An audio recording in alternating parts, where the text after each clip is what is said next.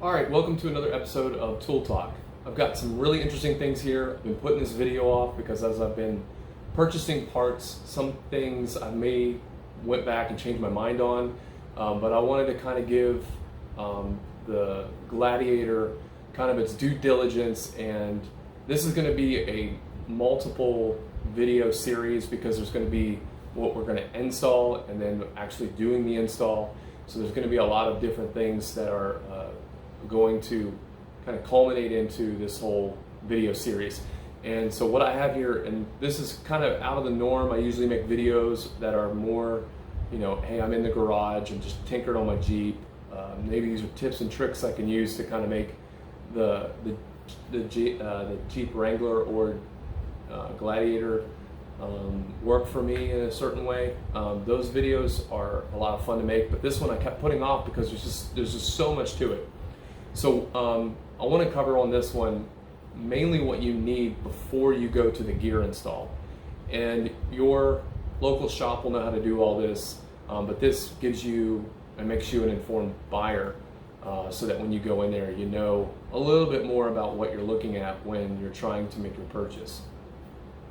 The only thing on the market right now for lockers for the Sport S, Overland, and even the Rubicon, which already comes with lockers, is the what we have here is the RD245. This is the ARB offering. Very heavy duty locker. It has a compressor actuated or pneumatic actuated locker mechanism, and inside you have 32 splines. Every Jeep Gladiator has a heavy duty 32 spline shaft. This is not the Wrangler JL, which you could get a Dana 30 or a Dana 35 in. The Jeep Gladiator or the JL with the upgraded Dana 44 uses this RD245. ARB was the first to market, and they were the first ones to come out with not only a 32 spline, but also a 35 spline shaft. You know, you're probably asking, like, what's a 32 or 35 spline? When you're dealing with the locker, your shaft size is directly indicative of how many splines you have. So this locker here has 32. It's going to use stock shafts. That's the stock thickness of the cross section of the shaft. The newer, not the newer, but the 35 spline RD246 is also available for our trucks, and that 35 spline shaft has to be custom made.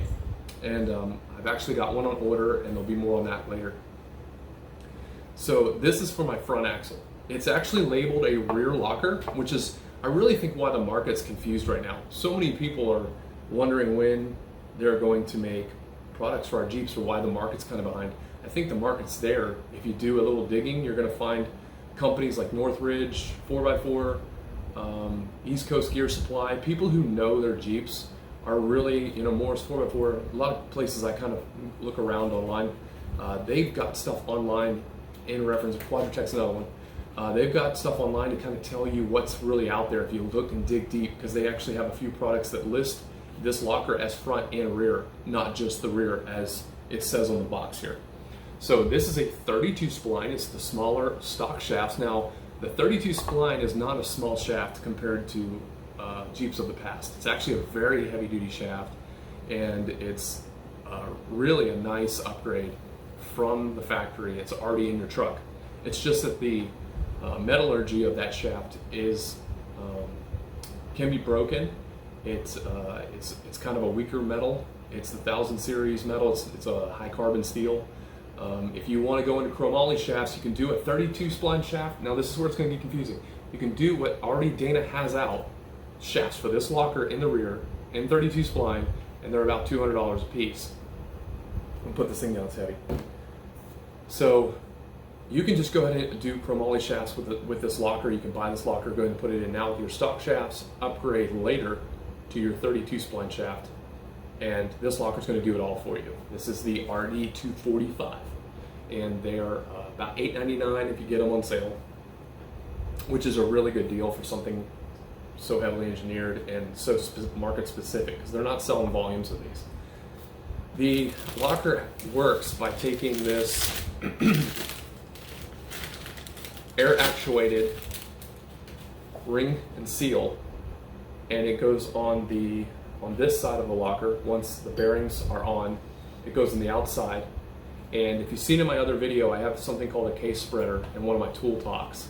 And that is why you need this, because if you're going to slip this in there, there are seals in here, and there's a hole on the side of the locker that the air goes through to actuate the actuator inside this locker. So this is all air operated. It is not that hard to install. It can get intimidating if you don't have the right tools, but everything's included in the locker's description. So either have your shop do it, or if you're handy, go back and look at what they require.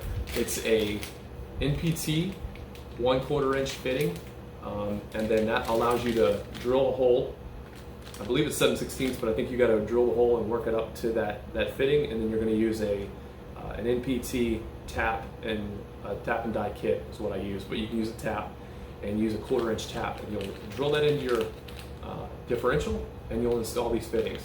All of that sounds incredibly hard for a person who may be just getting into this, and I completely understand.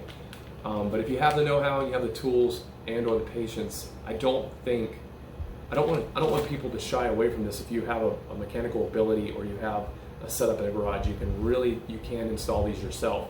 You just got to make sure you're well prepared. Don't go into it thinking it's just a bolt-on light bar. It comes with everything you need. It has the shim packs, so you can set up your diff properly, and I'm going to do a video on that, so we'll get to that. And it comes with all this new larger air hose, and this is their 6mm stuff, their 6Ms. The stuff in the past were blue and smaller, so these new lockers actually include a little bit thicker or a heavier casing type air hose, so that people were worried that they would degrade or they would break on the trail.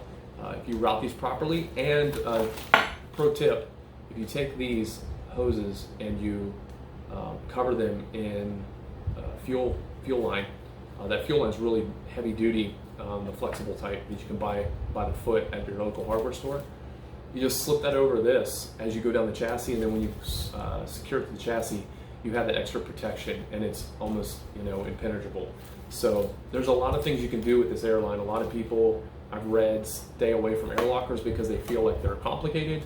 I tend to disagree completely. I think electrical lockers are great, but I don't think they're not as strong as an engagement. That's straight from ARB and the manufacturer showing the difference between the two lockers. That's not my opinion. That the air locker slams and has a quick engagement. ARB is known for their quality and that engagement. So when it does lock, this locker is solid, and it's going to spin both drive shafts. The other thing here that I want to cover is that the 246 version of this that has the larger shaft and the 35 splines is now available. It's the RD246. It has 35 spline shafts, and for the rear diff, where you're getting a lot of the load on the Jeep, especially when you're maybe going up the trail or you're crawling over a rock or something, a surface, that heavier load is going to be put on the rear axle.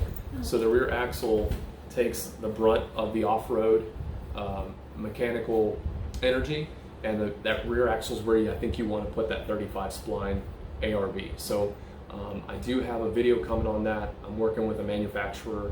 It's not ready for market, but I did get a custom setup with 35 spline shafts, and I think I might be the first person to put them in. So I'll be excited to share that with you.